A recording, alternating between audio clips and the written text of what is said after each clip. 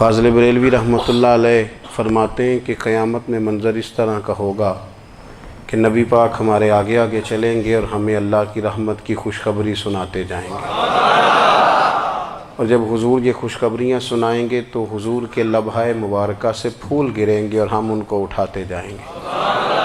فرماتے ہیں خود تو وہ تھوڑی دیر کے لیے روئیں گے اللہ کی بارگاہ میں کہ یا اللہ انہیں معاف کر دے، خود روئیں گے لیکن ہمیں ہنسا دیں گے۔ پیش حق مجدہ شفاعت کا سناتے جائیں گے، آپ روتے جائیں گے پر ہم کو ہنساتے جائیں گے۔ اور باغ جنت میں محمد صلی اللہ تعالیٰ علیہ وسلم، باغ جنت میں محمد مسکراتے جائیں گے، پھول رحمت کے گریں گے ہم اٹھاتے جائیں گے۔ حشر تک ڈالیں گے ہم پیدائش مولا کی دھوم، اور مثل فارس نجد کے قلعے گراتے جائیں گے۔ اور کیا ذوق بیان کیا، فرمانے لگے خاک ہو جائیں عدو جل کر مگر ہم تو رضا، دم میں جب تک دم ہے ذکر ان کا سناتے جائیں گے۔ جب تک سانسوں کی ڈوری چل رہی ہے، دم میں جب تک دم ہے ذکر ان کا سناتے جائیں گے۔ اللہ تبارک و تعالیٰ نے ہمارے محبوب کریم علیہ السلام کو دنیا میں بھیجا تو فرمایا یا ایھا الناس قد جاءکم برہان من ربکم، اے لوگو تمہارے پاس تمہارے رب کی دلیل آ گئی ہے۔ اللہ تبارک و تعالیٰ نے محبوب پاک علیہ السلام کو سراپا دلیل بنا کے بھیجا۔ باقی انبیاء کرام علیہم السلام کے پاس بھی اپنی نبوت کے دلائل کے طور پر بے شمار معجزات تھے، اور حضور کریم علیہ السلام کے تو پورے وجود کو ہی اللہ نے معجزہ بنایا ہے۔ اور نبی پاک صلی اللہ تعالیٰ علیہ وآلہ وسلم کی نبوت کی دلیلیں، حضور کے رسالت کے مستحکم دلائل جگہ جگہ آپ کو ملیں گے۔ سب سے پہلی چیز تو یہ سمجھنے والی ہے کہ نبی پاک علیہ السلام نے جس چیز کو سب سے پہلے اپنی نبوت کی دلیل کے طور پر بیان فرمایا وہ حضور کا کردار ہے، سیرت ہے، عمل ہے، حضور کا لوگوں کے ساتھ رویہ ہے۔ نبی پاک علیہ السلام کی تبلیغ کے 3 دور ہیں۔ ایک تو حضور نے اپنے قول سے تبلیغ فرمائی، وہ 40 سال کی عمر سے محبوب نے اعلان فرمایا اور تبلیغ کی۔ اور ایک نبی پاک صلی اللہ تعالیٰ علیہ وسلم بالواسطہ حضور کی تبلیغ ہے جو آج تک جاری ہے۔ امت کے علماء، مشائخ، مبلغین حضور کے دین کو آگے پھیلا رہے ہیں، تو دراصل یہ بھی تبلیغ رسول پاک علیہ السلام ہی کی تبلیغ۔ اور ایک حضور کی تبلیغ کا دور ہے، حضور کی پیدائش سے لے کر ولادت مبارکہ سے لے کر حضور علیہ السلام کے اعلان نبوت تک۔ اس دوران نبی پاک نے جو تبلیغ فرمائی ہے وہ اپنے کردار سے فرمائی ہے۔ عرب کا وہ معاشرہ جو بڑا میلا کچیلا گدلا ہو چکا تھا، جس کے اندر سراسر مادہ پرستی کا زور تھا، جس کے اندر لوگ انسانوں کی خرید و فروخت کرتے تھے، جس کے اندر بیٹیوں کو زندہ دفن کر دیتے تھے، جس کے اندر جو آدمی جتنا زیادہ مضبوط ہوتا تھا اتنا زیادہ لٹیرا بن جاتا تھا، اس معاشرے کے اندر رسول کریم علیہ السلام نے 40 سال گزارے، اور اس طرح گزارے کہ جو بیگانے بھی تھے وہ بھی کہا کرتے تھے یہ صادق ہیں، یہ امین ہیں۔ اور جب حضور نے اعلان نبوت کیا تو فرمایا، یہ قرآن مجید کے لفظ ہے، فرمایا فَقَدْ لَبِثْتُ فِيكُمْ عُمَرًا مِّن قَبْلِهِ أَفَلَا تَعْقِلُونَ، میں تمہارے بیچ عمر کا ایک حصہ گزار چکا ہوں، تمہیں عقل نہیں ہے، شعور نہیں ہے۔ نبی کریم علیہ السلام نے اپنے کردار کو، اپنے عمل کو اپنی نبوت کی دلیل کے طور پر بیان فرمایا۔ وہ تو حضرت حلیمہ بھی فرماتی ہیں نا، جب میں نبی کریم علیہ السلام کو اپنے گھر لے گئی تو میرا اپنا بچہ بھی دودھ پیتا تھا، 2 میرے بیٹے ہو گئے، ایک میری یہ نسبی اولاد اور حضور میری رضائی اولاد۔ تو کہتی ہیں جب میں کریم محبوب علیہ السلام کو اپنے سینے سے لگاتی تھی تو حضور میرے ایک پستان سے دودھ پیتے تھے اور دوسرا اپنے بھائی کے لیے چھوڑ دیا کرتے تھے۔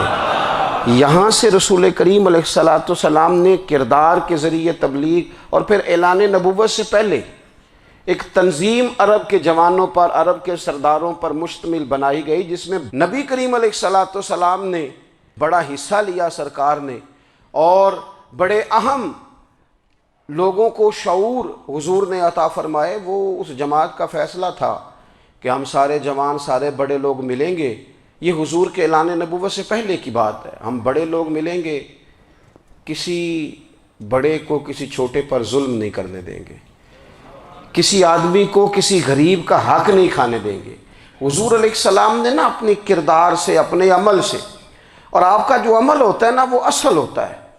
ایک ہوتا ہے آپ کوئی بات کرتے ہیں اور ایک ہوتا ہے کہ آپ کوئی عمل کرتے ہیں۔ آپ جب عمل کرتے ہیں تو عمل کے ذریعے بھی لوگوں تک بات پہنچتی ہے کہ دراصل آپ کا اٹھنا بیٹھنا چلنا پھرنا کیا ہے۔ میرے رسول کریم علیہ الصلاۃ والسلام کا اٹھنا بھی ایک نبی کا، بیٹھنا بھی ایک نبی کا، بات کرنا بھی ایک نبی کا، معاملات زندگی کرنا بھی ایک نبی کا، لین دین کرنا بھی ایک نبی کا۔ ایک شخص کہتے ہیں میں نے اعلان نبوت سے پہلے حضور علیہ السلام سے کوئی چیز خریدی تھی اور میں نے عرض کیا تھا آپ یہاں تشریف رکھیں، میں پیسے لے کے آتا ہوں۔ میں 3 دن کے بعد آیا۔ دیکھو یہ بات کرنی کتنی آسان ہے، بولنی کتنی آسان ہے، پر 3 دن یہاں میرے بھائی کو کسی شخص کو 2 گھنٹے انتظار کرنا پڑ جائے تو لوگ کہتے ہیں الانتظار اشد من القتل، یہ تو قتل سے زیادہ تکلیف والا معاملہ ہے منتظر رہنا کسی کا۔ کہتے 3 دن کے بعد میں آیا تو میرے رسول کریم وہیں تشریف فرمایا۔ بس اتنا فرمایا یار تم نے مجھے بڑی تکلیف میں ڈال دیا، 3 دن ہو گئے یہاں رکے ہوئے۔ تو حضور نے اپنے کردار کو، اپنے عمل کو، اپنے معاملات کو سب سے پہلے اپنی نبوت کی دلیل کے طور پر پیش کیا۔ کسی نے کیا خوب کہا تھا کہ جو تیری جان کے دشمن ہیں وہ بھی کہتے ہیں، وہ جو تیری جان کے دشمن ہیں، بظاہر تو آئے ہیں نا ہجرت کی رات جان لے لے، لیکن امانتیں حضور کے گھر میں رکھی ہوئی ہیں، امانتیں کاشانہ نور پہ پڑی ہیں۔ وہ جو تیری جان کے دشمن ہیں وہ بھی کہتے ہیں کہ امین تو ہے اور صداقت کی آبرو تو ہے، امین بھی تو ہے، صداقت کی آبرو تو ہے۔ تو پہلے کردار۔ پھر دوسری بات، اللہ تعالیٰ نے اپنے محبوب علیہ الصلاۃ والسلام کو اپنا مطلق نائب بنا کر، اپنا محبوب اعظم بنا کر، ویسے ہی سارے انسانوں کے بارے میں کہا وَإِذْ قَالَ رَبُّكَ لِلْمَلَائِكَةِ إِنِّي جَاعِلٌ فِي الْأَرْضِ خلیفہ، میں زمین میں اپنا نائب بنانے والا ہوں۔ لیکن حضور علیہ السلام تو محبوب ہے نا، حضور کی نیابت تو محبوبیت کے درجے پر فائز ہے۔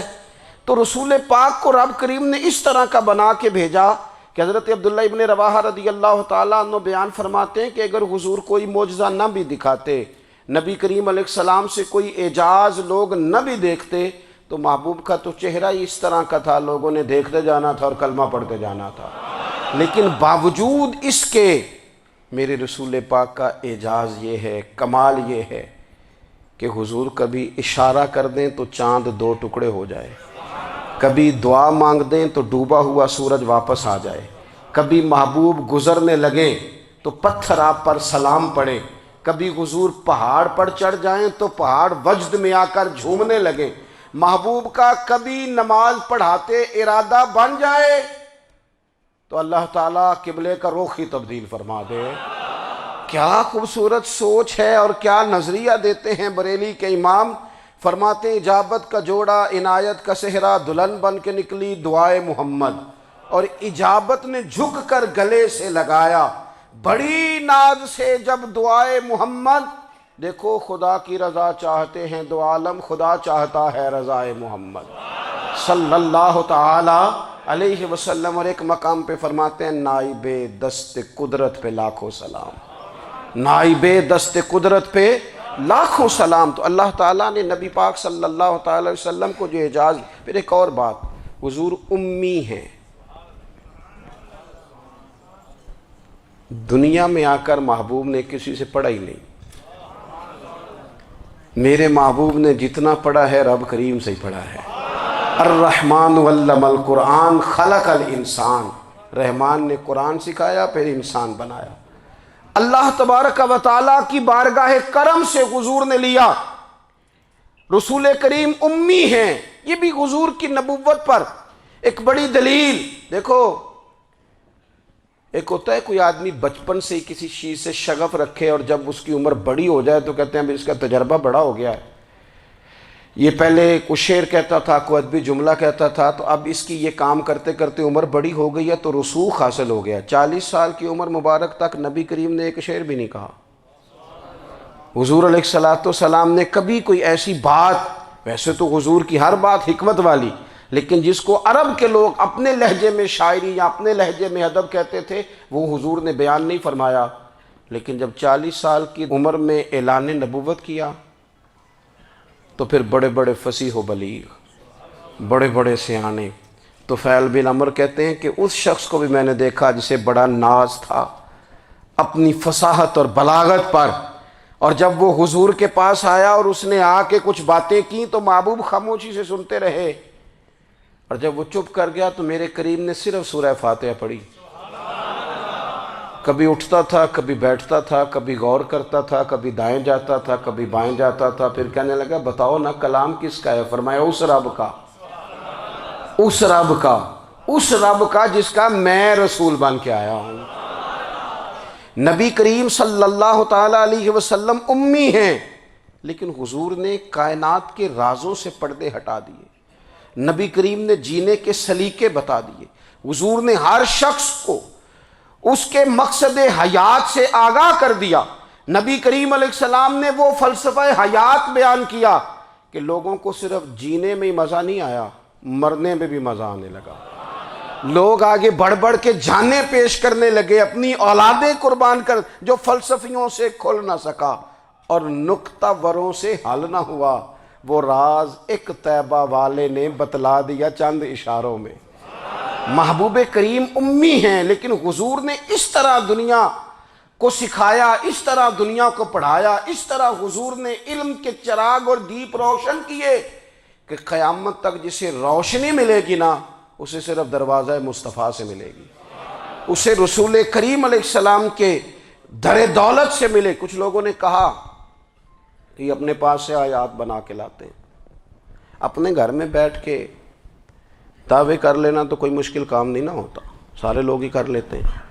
بلکہ وہ ہمارے ایک بزرگ کہا کرتے تھے، خیالی پلاؤ پکائیے ٹکی ہو کدے بھی کاٹ نہ پائیے، کیونکہ کون سا پیسوں کا ڈالنا ہے، زیادہ ڈالیں آپ اور زیادہ ڈالیں۔ بہت سارے لوگ ہیں آج بھی، کچھ لبرل ہیں بیچارے، کچھ دین بیزار طبقہ ہے، وہ کہتے ہیں جناب ہمیں تو جدید باتیں بتائیں، ہمیں تو نئے اسلوب کے مطابق لے کے چلیں، ہمیں تو او بھائی سن، میرے نبی پاک علیہ السلام نے فرمایا میرا قرآن کبھی پرانا نہیں ہوگا، اسے پڑھ کے دیکھ، اس کی جدت کا حسن دیکھ، یہ تو کھلا ہوا باغ ہے، تو ایک دفعہ اس کے قریب آئے گا تو خوشبو ملے گی، دوسری دفعہ آئے گا تو اس سے زیادہ تازی ملے گی، ایک دفعہ پھل کھائے گا تو مزیدار ہوگا اور دوسرا کھائے گا ہو سکتا ہے شکل ملتی جلتی ہو لیکن ذائقہ بڑا نرالا ہوگا۔ تو تو صحیح نا، جب کچھ لوگوں نے کہا یہ خود سے بنا کے آیات لاتے ہیں تو فرمایا وَإِن كُنتُمْ فِي رَيْبٍ مِّمَّا نَزَّلْنَا عَلَىٰ عَبْدِنَا فَأْتُوا بِسُورَةٍ مِّن مِّثْلِهِ، اگر تمہیں کوئی شک ہے اس میں جو ہم نے اپنے بندہ خاص میں نازل کیا ہے تو تم بھی اس جیسی ایک آیت بنا کے لاؤ۔ اور چلو چیلنج کھلا ہی دے دیا، فرما وَادْعُوا شُهَدَاءَكُم مِّن دُونِ اللَّهِ، اللہ اور اللہ والوں کو چھوڑ دو، تفسیری ترجمہ عرض کر رہا ہوں، یعنی صحابہ کو چھوڑ دو، حضور کے ماننے والوں کو چھوڑ دو، باقی ساری دنیا کے کافر اکٹھے ہو جاؤ، ایک آیت بس قرآن جیسی لے کے آؤ، ایک آیت لے کے آؤ، ان کنتم صادقین، اگر تم سچے ہو۔ جوانوں سنو، کہا ایک آیت، اور یہ چیلنج آج تک قرآن مجید کا موجود ہے، آج تک وَإِن كُنتُمْ فِي رَيْبٍ مِّمَّا نَزَّلْنَا عَلَىٰ عَبْدِنَا فَأْتُوا بِسُورَةٍ مِّن مِّثْلِهِ، تم قرآن کے مقابلے کی ایک صورت لے کے آؤ اور سارے حمایتی اکٹھے کر لو اپنے، ان کنتم صادقین، اگر تم سچے ہو۔ جواب تو ادھر سے آنا تھا نا، لیکن کائنات کے رب نے جواب بھی خود دیا، فرمایا فَإِن لَّمْ تَفْعَلُوا وَلَن تَفْعَلُوا، اگر تم نہ لا سکے، اور فرمایا تم لا سکتے بھی نہیں، اگر تم نہ لا سکے اور تم لا سکتے بھی، نہ خنجر اٹھے گا نہ تلوار تم سے، یہ بازو میرے آزمائے ہوئے ہیں، وَلَن تَفْعَلُوا، تم لا بھی نہیں سکتے، فَاتَّقُوا النَّارَ الَّتِي وَقُودُهَا النَّاسُ وَالْحِجَارَةُ، پھر اس آگ سے ڈر جاؤ جس کا ایندھن آدمی اور پتھر ہے۔ اعدت للکافرین، بنائی کافروں کے لیے، بنائی مومنوں کے لیے تو رب نے جنت بنائی ہے۔ اعدت للکافرین، یہ دوزخ اللہ نے کن کے لیے بنائی ہے؟ اعدت للکافرین کہتا ہے کافر کے لیے بنایا۔ تو اللہ تبارک و تعالیٰ نے میرے رسول پاک صلی اللہ تعالیٰ علیہ وسلم کو وہ کتاب عطا فرمائی، اور پھر حضور کی فصاحت و بلاغت، معرفت۔ دیکھو ایک ہوتا ہے گھنٹوں باتیں کرنا، ایک ہوتا ہے کئی والیم پر مشتمل، کئی جلدوں پر مشتمل کتب کا لکھنا، اور ایک ہوتا ہے کسی بندے کا ایک بات کرنا اور سامنے والے کی طبیعت کو اتنا جگا دینا کہ اگلی بات فوراً ہی اس کی سمجھ میں آ جائے۔ اور حضور نہ کسی کی انا کو نہیں جگاتے تھے۔ ہم بعض اوقات کسی سے خطاب کرتے ہیں، بات کرتے ہیں تو سامنے والے کی انا کو جگا دیتے ہیں، ٹھیس پہنچاتے ہیں، وہ کہتا ہے چل پھر تگڑا ہو جا میں بھی آیا۔ حضور انا نہیں جگاتے تھے، میرے نبی پاک ضمیر جگاتے تھے تاکہ وہ شخص فیض حاصل کر سکے، اسے کچھ ملے۔ نبی کریم کا جو انداز تکلم ہے وہ اس طرح کا ہوتا تھا کہ انسان خود بخود کھل اٹھتا تھا کہ مطلب یہ بات ہونے کیا لگی ہے، مطلب حضور کیا فرمانے لگے۔ نبی کریم صلی اللہ تعالیٰ علیہ وسلم، ایک دن محبوب کریم نے صحابہ کے بھی یہ حضور کی فصاحت و بلاغت دیکھے، فرمایا محبوب نے کتنا نادان ہے وہ شخص جو اپنے ماں باپ کو گالی دے۔ کھلی ہو گئی لوگوں کی آنکھیں، کان کھڑے ہو گئے کہ یا رسول اللہ کون ایسا بدبخت ہے جو ماں باپ کو گالی دے گا۔ اب جب سوالات ذہنی سطح پر پوری طور پر ابھر گئے نا، تو اب رسول کریم نے بات سمجھائی۔ یہ ہے فصاحت و بلاغت، تیرے آگے ہیں یوں دبے لچے فصحاء عرب کے بڑے بڑے، کوئی جان منہ میں زبان نہیں بلکہ جسم میں جان نہیں۔ یا رسول اللہ کون ایسا نالائق ہے جو ماں باپ کو گالی دے؟ اب جب ذہنی سطح یہاں تک ابھر آئی تو اب حضور نے سمجھایا، فرمایا جب تم کسی کے ماں باپ کو گالی دو گے نا تو وہ بھی تو جواب میں تمہارے ماں باپ کو دے گا نا، تو فی نفس ہی یہ تم نے خود ظلم کیا ہے اپنے ماں باپ پر۔ کیوں تم نے ایسا لہجہ اختیار کیا کہ جس سے سامنے والے کی انا جاگ جائے اور وہ تمہارے مقابلے میں آ کر کے کھڑا ہو جائے؟ کیوں تم نے اس طرح کے انداز اختیار کیے کہ جس سے سامنے والا بھی سارے پنجے کھڑے کر کے باہر نکل آئے اور کہے آ جاؤ پھر میں بھی میدان میں حاضر ہوں؟ رسول کریم کی فصاحت، بلاغت دیکھیں نا، حضور 2-4 جملوں میں ساری بات سمجھا جاتے ہیں۔ ایک حدیث پاک اگر ہماری سمجھ میں آ جائے، ایک روایت نبی پاک صلی اللہ تعالیٰ علیہ وسلم نے فرمایا خوبصورت مسلمان وہ ہے جو بے مقصد باتوں کو چھوڑ دے۔ لو اس سے پوری زندگی سجائی جا سکتی ہے، ایک جملے سے پوری زندگی سواری جا سکتی ہے، کوئی لمبی چوڑی باتوں میں جانے کی ضرورت نہیں۔ کہا خوبصورت مسلمان یہ ہے جو بے مقصد باتوں کو چھوڑ دے، لا یعنی باتوں کو، کیا کہتے ہیں ہمارے دیہات کے لوگ، جڑے پنڈ جانا نہیں ادھر راہ پوچھنے دی۔ لیکن آج کل لوگ باز آندے، یعنی جس بات کا بالکل تعلق نہیں نا وہ بات بھی کرتے جاتے ہیں، جس کا شعبہ ہی نہیں وہ بھی چھلانگ لگا کے اس میں آ جاتا ہے۔ ہم اپنا وقت ضائع کرتے ہیں، اپنی صلاحیتیں ضائع کرتے ہیں، اپنا نقصان کرتے ہیں۔ ہم اپنا کام صحیح کر کے نہیں کرتے اور دوسری ساری دنیا کو ٹھیک کرنا چاہتے ہیں۔ او بھائی آپ جس جگہ جس شعبے سے تعلق رکھتے ہیں آپ اپنے معاملات میں مضبوطی پیدا کریں۔ حضور نے اپنی فصاحت کے ساتھ، بلاغت کے ساتھ لوگوں کو قائل کیا، اور قرآن مجید کی تاثیر کا یہ اثر میرے کریم رسول نے دکھایا کہ رات کو جب حضور بیٹھ کے قرآن پاک پڑھتے تھے نا، جب یاسین والے نبی خود یاسین کی تلاوت کریں، جب طٰہٰ والے محبوب خود طٰہٰ کی تلاوت کریں، غور کرو نا جب مدثر والے محبوب خود ان جملوں کو ادا کریں، یعنی جن کے بارے میں آیت آئی ہے جب وہی یہ آیت پڑھیں کہ اِنَّا أَعْطَيْنَاكَ الْكَوْثَرَ، یعنی جن کا ذکر ہو رہا ہے جب وہ یہ بات کریں کہ یا ایھا النبی انا ارسلناک شاہدا ومبشرا ونذیرا لتؤمنوا باللہ ورسولہ وتعزروہ وتوقروہ وتسبحوہ بکرۃ واصیلا، جن کے بارے میں آیت آئی ہے جب وہ یہ کہہ رہے ہوں کہ ورفعنا لک ذکرک، جب وہ کہہ رہے ہوں والضحیٰ واللیل اذا سجا، ذرا اس کیفیت کو دیکھیں جب محبوب خود پڑھ رہے ہوں، اور جو حضور پر آئی ہیں اس کا ذائقہ، اس کا لطف، اس کا انداز بھلا کیا ہوگا۔ حضور جب رات کو پڑھتے تھے نا قرآن پاک، تو جو پکے کافر تھے نا، ابو جہل جیسے لوگ، وہ بھی جھاڑیوں میں چھپ چھپ کے مدینے والے کی تلاوت سنا کرتے تھے، حضور کی تلاوت سنا کرتے تھے۔ یہی بہتر ہے کہ پردوں میں وہ پردہ پوش رہے، وہ اگر پردے ہٹا دے تو کسے ہوش رہے۔ رسول کریم علیہ السلام کی تلاوت کا سننا، قریب جانا، یہ اعجاز ہے۔ حضرت فاروق اعظم کہتے ہیں میں طبیعت کا بڑا ڈاڈا تھا، مزاج کا بڑا سخت تھا، زندگی ہمیشہ ڈٹ کر گزاری، باتوں پر کھڑا رہنا آتا تھا، پر جب میری بہن نے مجھے چند آیتیں سنائی نا تو میں تڑپ ہی گیا۔ کروں آیا سا مار مقامنے نو، ہن مینو مار دے لے چلو، اوے متے عمر دی عمر برباد ہو جائے، جتھے عمر سوار دے لے چلو۔ یہ اعجاز ہے رسول کریم صلی اللہ تعالیٰ علیہ وسلم پر نازل ہونے والی کتاب کا۔ پھر حضور نے خبریں دی، نبی پاک نے خبریں دی۔ حضور نے فرمایا روم فتح ہوگا، وہ ہوا۔ نبی کریم علیہ السلام نے فرمایا شام فتح ہوگا، تو شام فتح ہوا۔ فرمایا ایران فتح ہوگا، تو ایران فتح ہوا۔ سراقہ بن مالک کہتے ہیں ایک گاؤں پر بھی مسلمانوں کی حکومت نہیں تھی، ایک گاؤں پر۔ حضور مکہ مکرمہ سے نکل رہے تھے، مدینہ طیبہ تشریف لے جا رہے تھے، ابھی راستے میں تھے، میں 100 سرخ اونٹوں کے لالچ میں معاذ اللہ حضور کو گرفتار کرنے پہنچ گیا۔ محبوب نے حکم دیا، حضور کا معجزہ میں نے آنکھوں سے دیکھا، میرا گھوڑا زمین میں دھستا چلا گیا، میں نے معافی مانگی، حضور نے معاف کر دیا۔ میں نے سمجھا اچانک ہو گیا ہے۔ یہ منوانا بھی بڑا مشکل کام ہے۔ شجر و حجر پہچان گئے، انسان کی نظروں میں شاکی رہا۔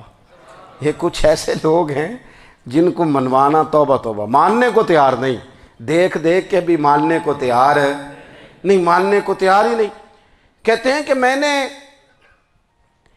پھر چاہا آگے بڑھنا، تو پھر زمین کے اندر میرے گھوڑے کے پیر دھنسنے لگے، پھر معافی مانگی۔ کریم تیرے معاف کرنے کی ادا پہ بھی قربان جائیں۔ یہ نہیں فرمایا کہ تو بار بار یوں ہی کرتا ہے، فرمایا معافی مانگتا ہے، جا میں نے معاف کیا۔ کہتے ہیں 3 دفعہ میں آگے بڑھا، 3 دفعہ حضور نے معاف کیا، تو مسکرا کے فرمانے لگے تو یہاں مجھے گرفتار کرنے آیا ہے، وہ کیسر روم کا علاقہ فتح ہوگا۔ وہ کنگن جو پہنتا ہے نا ہاتھوں میں، بادشاہ کے کنگن معروف ہیں، وہ تیرے ہاتھوں میں آئیں گے۔ اللہ کرے آپ سمجھیں۔ یہ جو لوگ ڈری ڈری سہمی اور ہمارے بچے مایوسی کی معاذ اللہ باتیں کرتے ہیں، وہ دیکھیں حضور کس طرح کی گفتگو فرماتے ہیں۔ ابھی ایک گاؤں پر بھی اسلام کی حکومت نہیں، لیکن حضور کا خبر دینے کا انداز۔ کریم فرمانے لگے وہ کیسر روم کے جو کنگن ہوں گے وہ تیرے ہاتھوں میں آئیں گے۔ جناب سراقہ بن مالک فرماتے ہیں کہ میں مسلمان ہو گیا، حضور کا وصال ہو گیا، کنگن نہیں آئے۔ حضرت ابوبکر صدیق کا وصال ظاہری ہو گیا، کنگن نہیں آئے۔ جناب عمر کا دور آ گیا، سراقہ بوڑھے ہو گئے۔ کوئی بندہ پوچھتا نا کہ اب تو عمر ڈھل گئی ہے، زندگی کا پتہ نہیں، کہنے لگے نہیں میں نہیں جاتا، جب تک کنگن نہیں آتے اسرائیل کوئی نہیں آئیں گے، کیونکہ ساڈے نبی دی زبان ساڈے واسطے قرآن۔ جو دن کو کہہ دیا دن ہے تو دن نکل آیا، جو شب کو کہہ دیا شب ہے تو رات ہو کے رہی، اور خدا نے ان کی زبان کو وہ اختیار دیا، جو نکلی منہ سے ان کے وہ بات ہو کے رہی۔ اور فاضل بریلوی کا تو انداز ہی پھر انوکھا ہے نا، وہ تو کہتے ہیں وہ زبان جس کو سب کن کی کنجی کہے، جس کو سب کن کی کنجی کہیں، اس کی نافذ حکومت پہ لاکھوں سلام۔ کہنے لگے نہیں آتے حضرت اسرائیل، فکر نہ کرو، بوڑھے ہو گئے تھے، نکلنا گھر سے بند کر دیا تھا، حضرت عمر کا دور تھا، کنگن آ گئے۔ حضرت فاروق اعظم نے ان کے پوتوں سے، نواسوں سے، بچوں سے کہا جاؤ بلا کے لاؤ، کہا دادا جان بوڑھے ہیں، فرمایا تم کان میں کہہ دینا کنگن آ گئے، پھر تم دیکھنا تو صحیح۔ پھر حضرت سراقہ آئے، حضور نے جو خبریں دیں، نبی پاک علیہ السلام نے جو گزشتہ قوموں کے احوال بیان کیے، اور پھر میرے نبی پاک علیہ السلام نا دنیا میں عزتیں دینے آئے، عزتیں۔ یہ مزاج ہمیں کم کرنا چاہیے، یہ جو ہم ساری زندگی اس کام میں لگا دیتے نا کسی کو نیچا کیسے دکھانا ہے، یہ انداز حضور نے نہیں ہمیں دیا۔ اب دیکھو حضور تشریف لائے تو ہمیں پتہ چلا کہ حضرت یوسف جیسا سونا کوئی نہیں، حضور تشریف لائے تو ہمیں پتہ چلا کہ حضرت داؤد جیسی خوبصورت آواز کسی کی نہیں، حضور تشریف لائے تو ہمیں پتہ چلا کہ جناب عیسیٰ علیہ السلام کا فقر اختیاری کس طرح کا تھا، محبوب تشریف لائے تو ہمیں پتہ چلا کہ حضرت موسیٰ کا جلال کس طرح کا تھا۔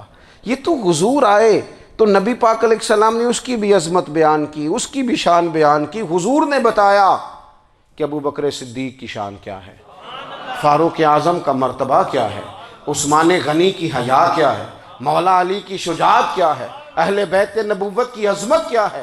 حضور آئے عزتیں دینے، ماں کو عزت دی مدینے والے رسول نے، کہا جس کا باپ راضی ہو گیا اس کا رب راضی ہو گیا۔ فرمایا جو 2 بیٹیاں 3 بیٹیاں 4 بیٹی بہنیں یا 1 بیٹی یا بہن بیاہ کے آ گیا نا، اس طرح میری 2 انگلیاں جڑی ہوئی ہیں، میرے ساتھ جڑ کے جنت میں جائے گا۔ رسول کریم صلی اللہ تعالی وسلم نے عزت دی۔ حضور عزتیں دینے، کوئی اعزاز نہیں، ان پڑھ بندہ ہے، سادہ ہے، غریب ہے، مزدوری کرتا ہے، ہاتھوں پہ چھالے، یا رسول اللہ اس کا بھی کوئی اعزاز ہے؟ قربان جائیں، میرے کریم نے عزت دی، فرمایا محنت کر کے روزی کمانے والا تو اللہ کا دوست ہے، یہ اینٹیں اٹھانے والا، یہ مشقتیں کرنے والا، یہ صبح دیہڑی پہ جانے والا، یہ بیچارہ جو اچار سے روٹی کھاتا ہے، تو نے ہر شخص کی قسمت میں یہ عزت لکھی اور آخری خطبے کی صورت میں وصیت لکھی۔ رسول کریم نے ہر بندے کو اعزاز دیا، عظمتیں دی، حضور عزتیں دینے آئے، نبی پاک علیہ السلام نے اعزازات دیے، حضور نے نوازا، یہ ساری چیزیں میرے رسول پاک کی تشریف۔ اور پھر یہ جو حضور کے صحابہ اور اہل بیت ہیں نا، یہ بھی میرے نبی پاک کی نبوت کی دلیل ہے۔ اتنی جلدی انقلاب آیا نہیں کرتے، وہ کل تک جو رہزن تھے حضور نے راہبر بنا دیے، وہ لوگ جو کل تک ایک دوسرے کے گلے کاٹ کے کھاتے تھے، ایک دوسرے کو مارتے تھے، تکلیف پہنچاتے تھے، برادری ازم پہ لڑتے تھے، حضور نے بھائی بھائی بنا دیے۔ ایک پلیٹ میں کھانا کھانے لگے، سیدنا بلال حبشی، صہیب رومی، سلمان فارسی، حضور نے یوں کر کے ملا دیا۔ نبی کریم علیہ السلام نے تقسیمیں ختم کر دی دنیا میں، حضور کے صحابہ نے اپنا کردار اس طرح کا دکھایا، اتنا بلند کیا، اور صحابہ کرام علیہم رضوان اس کو دے کر اتنی بلندیوں پہ گئے کہ گواہیاں اللہ کا قرآن دیتا ہے۔ فرمایا محمد الرسول اللہ والذین معہ اشداء علی الکفار رحماء بینہم تراہم رکعا سجدا یبتغون فضلا من اللہ ورضوانا۔ فرمایا یہ جو میرے محبوب کے ساتھ والے ہیں کافروں پر سخت ہیں، آپس میں نرم دل ہیں، تم جب بھی انہیں دیکھو گے سجدے کرتے دیکھو گے، رکوع کرتے دیکھو گے، تم انہیں دیکھو گے اللہ کی رضا کے متلاشی ہیں۔ انہیں ساری مادہ پرستی سے نکال کر محبوب نے رب کی رضا کے رستے پہ ڈال دیا۔ میرے نبی کریم سید عالم صلی اللہ تعالیٰ علیہ وسلم کی نبوت کے دلائل کے طور پر یہ ساری چیزیں آئیں۔ بس میں بات سمیٹنے لگا ہوں۔ حضور کا جو اخلاق ہے نا، وہ بھی نبی کریم علیہ السلام کی نبوت کی بہت بڑی دلیل ہے۔ وَإِنَّكَ لَعَلَىٰ خُلُقٍ عَظِيمٍ۔ محبوب ہم نے آپ کو نا خلق عظیم کا مالک بنایا ہے۔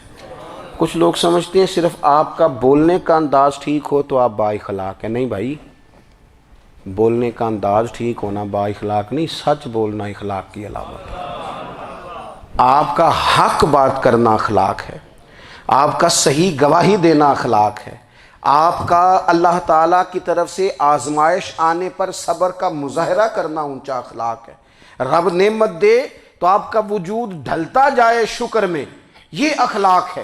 رب کریم اگر آپ کو کسی وقت کسی آزمائش میں اپنی حکمت سے ڈالتا ہے تو عزت نفس کو برقرار رکھنا، خودداری کو برقرار رکھنا، یہ اخلاق۔ نبی پاک نے اعلیٰ ترین اخلاق کی بات بتائی، اعلیٰ ترین۔ حضور نے لوگوں سے بیعت لیتے وقت کہا تھا میرے ہاتھ پر بیعت کرو، چوری نہیں کرو گے۔ نبی پاک علیہ السلام نے مختلف امور پر بیعت لی۔ حضرت حکیم بن حزام کہتے ہیں حضور نے میرے ہاتھ پہ ہاتھ رکھ کے کہا میرے ہاتھ پہ ہاتھ رکھ کے بیعت کرو کہ کسی دنیا دار سے سوال نہیں کرو گے، خودداری سے زندگی گزارو گے، عزت نفس سے، جو رب نے تمہیں دیا ہے تم اس پر راضی رہو گے، لوگوں کی جیبوں کو ٹٹولنا، دوسروں کی دولتوں پہ راج کرنا، دوسروں کے مال پر نگاہیں ڈالنا اللہ کے حبیب نے پسند نہیں فرمایا۔ فرمایا بیعت کرو کہ تم کبھی کسی سے سوال نہیں کرو گے۔ حد ہو گئی، نبھانے والوں نے پھر اس عہد کو نبھایا اور کمال کر دی۔ حضرت حکیم بن حزام گھوڑے پہ بیٹھے تھے، ہاتھ میں درہ تھا، وہ زمین پہ گر گیا، قریب غلام کھڑا تھا، حضرت حکیم بن حزام خود گھوڑے سے اترے، درہ اٹھایا، دوبارہ گھوڑے پہ بیٹھے۔ غلام عرض کرنے لگا حضور مجھے بتا دیتے میں اٹھا کے دے دیتا۔ آنکھیں چمک اٹھیں، فرمانے لگے کیسے بتا دیتا، اپنے رسول سے وعدہ کیا ہے کبھی کسی سے سوال نہیں کروں گا، کبھی سوال نہیں کروں گا۔ اللہ کے محبوب نے ہمیں اعلیٰ اخلاقی قدروں کی بات ہمیں سکھائی ہے۔ ہم دیکھتے ہیں کہ بڑی جلدی 2 4 5 لوگوں کے غصہ دلانے پر ہم ساری اخلاقی حدوں کو کراس کر جاتے ہیں۔ دوستو ہمارا ایک ویژن ہونا چاہیے، ہمارے ذاتی رویے بڑے معتبر ہونے چاہیے، لین دین کے معاملات کے اندر مسلمانوں کو بڑا صاف ستھرا ہونا چاہیے۔ ہمیں اپنی معاشی زندگی میں روزمرہ کے معاملات میں ہماری توجہات کا مرکز صرف اللہ رسول کی ذات ہونی چاہیے۔ رب کریم نے اپنی حکمت سے کسی کو کتنا دیا ہے یہ اس کی حکمت کے تقاضے ہیں، ہمیں اس نے جس رنگ میں جس حال میں رکھا ہے ہمیں اپنے رب کی رضا پر بہت زیادہ مطمئن ہونا چاہیے۔ اچھا پھر ایک اور بات، جن چیزوں کو ہم نے دکھ بنایا ہے نا یہ تو وہاں دکھ تھا ہی نہیں، مہینہ مہینہ چولہا نہیں جلا، لیکن کسی جگہ اظہار غربت ہے حضور کی اولاد پاک کا یا صحاب کا یا ازواج کا، مہینہ مہینہ چولہا نہیں جلا، لیکن یہ اخلاق عالیہ کا حسن دیکھو، اپنے گھر مہینہ مہینہ چولہا نہیں جلا، جو مانگنے آیا اسے جھولی بھر کے عطا فرمایا، کوئی دروازے سے خالی نہیں گیا۔ عزیز بھائی اگر زندگی میں اخلاقی قدریں ہم اپنا لیں اور ہم تھوڑا تھوڑا کر کے اپنے آپ کو تبدیل کریں، ساری زندگی توجہ رہی کہ فلاں کیا کر رہا ہے فلاں کیا کر رہا ہے، تھوڑا سا گردن کو جھکا کے اپنے اوپر توجہ ڈالیں، اپنے آپ کو وقت دیں، حضور کے اخلاق عالیہ کی روشنی میں، تعلیمات حسنہ کی روشنی میں ہم اپنے کردار و عمل پر تھوڑی توجہ دیں۔ اس وقت بہت بڑی تعداد میں امت مسلمہ ہے، اور ایسا نہیں ہے کہ دولت نہیں ہے، دولت سے بھی سرشار ہیں، ہمارے ہاں بڑے بڑے انجینئر ہیں، بڑے بڑے ڈاکٹر ہیں، لیکچرار ہیں، ہمارے پاس بڑے بڑے ہاسپٹل ہیں، بڑا کچھ ہے، لیکن کردار و عمل کے بادشاہ، اپنی زندگی تقوی کی روشنی میں گزارنے والے ان لوگوں کی تعداد کم ہے۔ اگر کوئی آج بھی سارے کام نیک کرے لیکن جائیداد میں سے بیٹی کا حق رکھ جائے تو پھر اس نے کیا میلاد منایا ہے؟ اگر آج بھی جو 2 4 لوگ بیچارے اس کے زیر دست ہیں، ملازمین ہیں، ان کے ساتھ اس کا رویہ انتہائی سخت ہو تو اس نے کیا میلاد منایا؟ اگر آج بھی وہ برادری ازم کی بنیاد پر دوستیاں کرے اور چھوٹے بڑے کی وہ تقسیم رکھے، جسے حضور نے فرمایا کہ قبیلے تو تعارف کے لیے، ورنہ کسی عربی کو اجمی پر، گورے کو کالے پر کوئی فضیلت نہیں۔ اگر کوئی آج بھی اس برادری ازم کا قائل ہے پھر اس نے کیا میلاد منایا؟ اگر کوئی شخص آج بھی اپنے آپ کو مادہ پرستی میں پوری طرح دھکیل چکا ہے اور رضا الہی کا مسافر نہیں بنا تو اس نے کیا میلاد منایا؟ اپنی طبیعتوں میں روحانی تبدیلی اور وہ خاص افکار جو حضور اپنے غلاموں میں پیدا فرماتے ہیں، ان افکار کو پیدا کرنا، سوچوں کو بدلنا، سوچوں کو، نظریات کو بدلنا، اپنے روزمرہ کے معاملات کا جائزہ لینا کہ ہم کس طرح آگے بڑھ سکتے ہیں اور کس طرح ہم ایک بہترین امتی اور ایک بہترین مسلمان بن سکتے ہیں، اس پر توجہ دینا، یہ میلاد ہمیں سبق دیتا ہے۔ اللہ تعالیٰ مجھے اور آپ کو عمل کی توفیق عطا فرمائے۔ آخر دعوایا ان الحمدللہ۔